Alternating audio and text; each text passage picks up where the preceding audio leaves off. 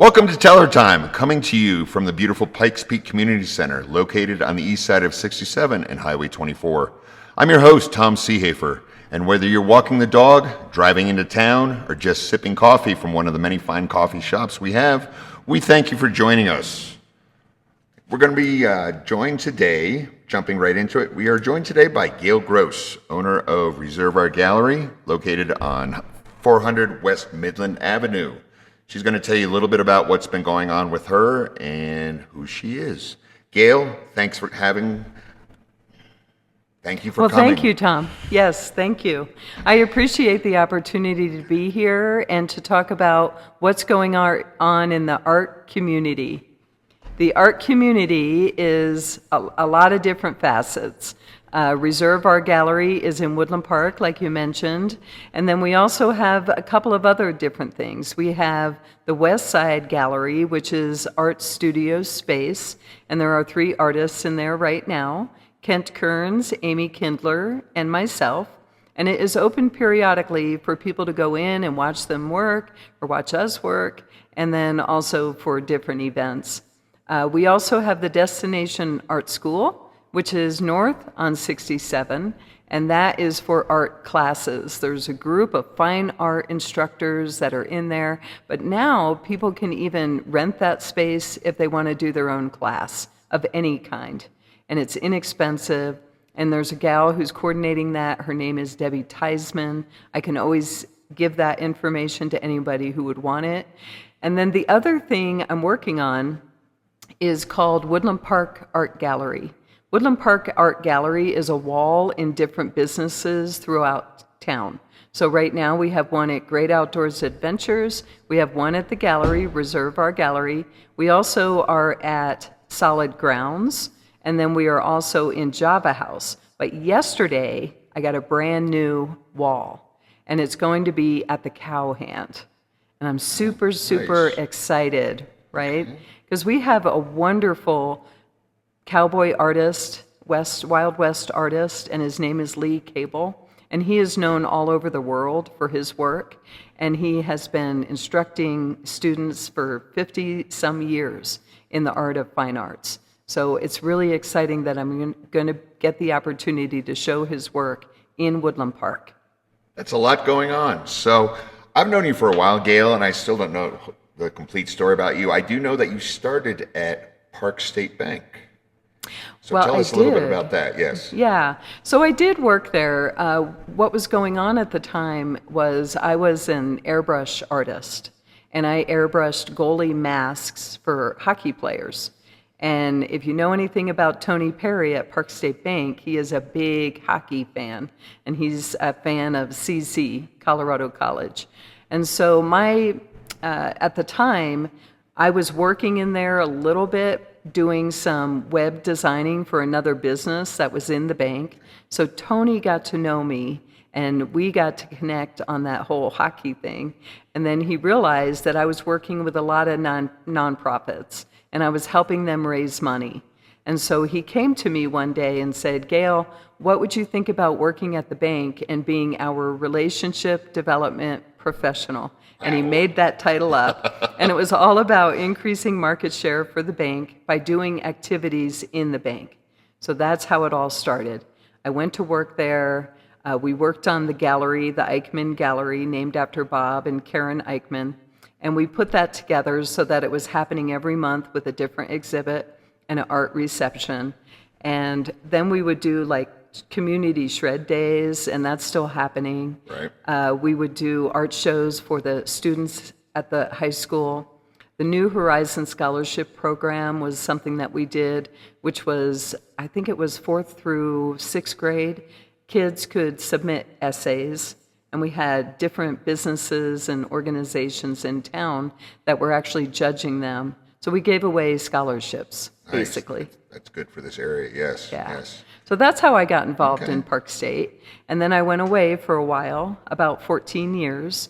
And then Tony Perry connected with me one day and said, now you have an art gallery. What would you say about taking over the Eichmann Gallery again? And so I do. So now I've been in there for about a year and a half. And every month we do a different exhibit. And It's just right now we have an exhibit up there, which is the winners of the plein air painting contest. We awarded the prizes on Sunday, and then the show went up on Monday, and it's at Park State Bank. So the paintings change every month? They do. In there. They Okay. Did you foresee this? Did you visualize, as much as you're involved now in Woodland Park, did you foresee all this, or is this just stuff that happens along the way and it's like opportunity knocking? Was this your dream, or is this your dream, or still dream yet to be, envisioned? Sure. I believe it is something that has been within me for a long time. There you go. I have wanted this area, actually Teller County, to excel in the art community. Yesterday, someone came in to the gallery while I was there and said, I'm just moved to the area, and it is because you have an art culture in Woodland Park. That is the first time I've ever heard anything like that said. That's a good And it was amazing. Yes. Yeah. Well, I know I've looked at it, and I was there Sunday for the plain art event, and I'm not a painter at all, but even just looking at a lot of the artwork, something just tingled inside of me to try and figure out, is there an artist in me besides stick figures? Yay. But it was very inspiring. I mean, all the artwork you have in your studio, just the explosion of colors, the styles, everything in there. I mean, I think everyone should at least, stop in and look at what you got, because, there could be a budding artist in this little 5-year-old who's just drawing, crayon pictures, and, mommy and daddy are putting them on the refrigerators. So, yes, you're very centrally located, which I like. You're in the professional building, again, across from Cafe Leo's. How can people, get involved and support what you're doing more, besides stopping in and looking at what you have and attending all the many functions you have? Well, definitely stopping in is the first step. Okay. Stop in, check out the art. We always have a different art show that's happening each month. So this month it is about Pikes Peak.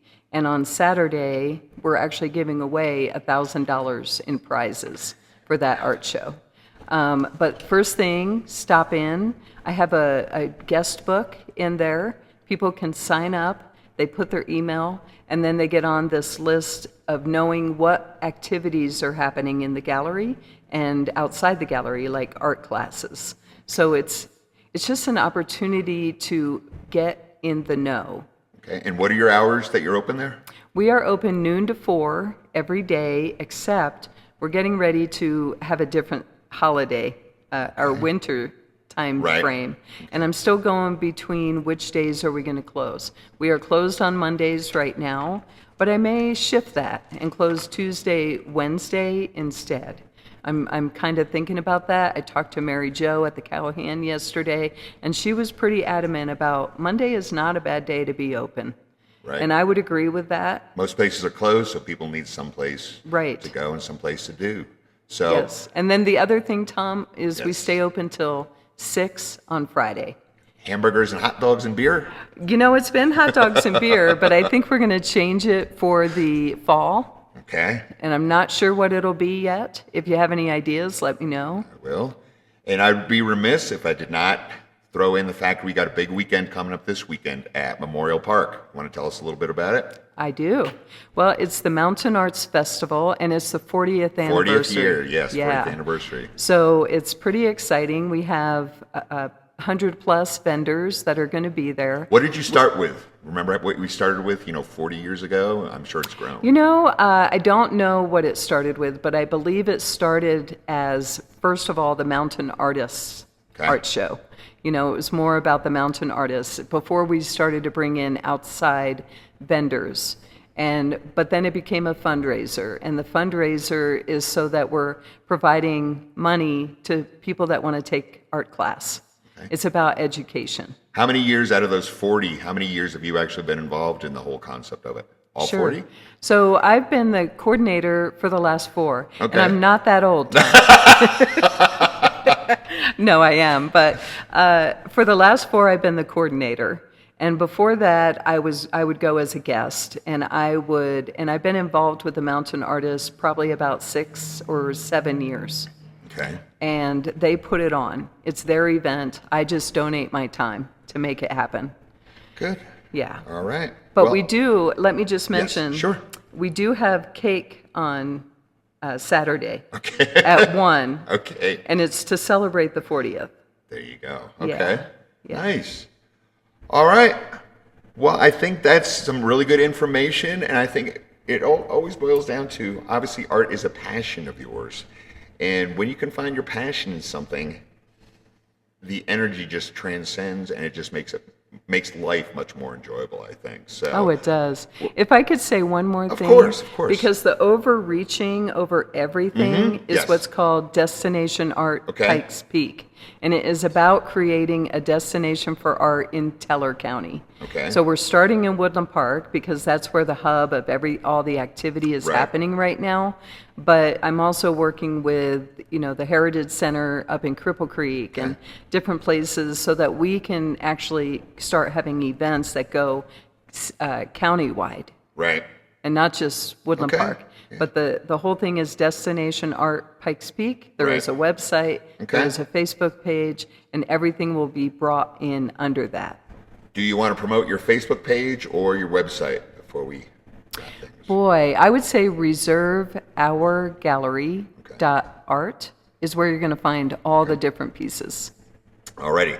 Well, we appreciate you. This is our inaugural launch. You are our first podcast speaker of our new event here, so we appreciate you joining us today. Wonderful. And as always, anyone listening, we're always looking for guests to come on. So first time out, yeah, very excited to see how we can help Teller County and surrounding areas benefit from what we do here. So thank you again for your time today, Gayle. And as always, people, reserve our gallery. It's in the center of Woodland Park, right across from Cafe Leo. Stop in, take your 5-year-olds, 6-year-olds, and see what she has to offer, because your mouth will drop and your eyes will widen as you step in the front door. So stop in during those hours and see what she's got. Thank you again, Gayle, for joining us. And thank you.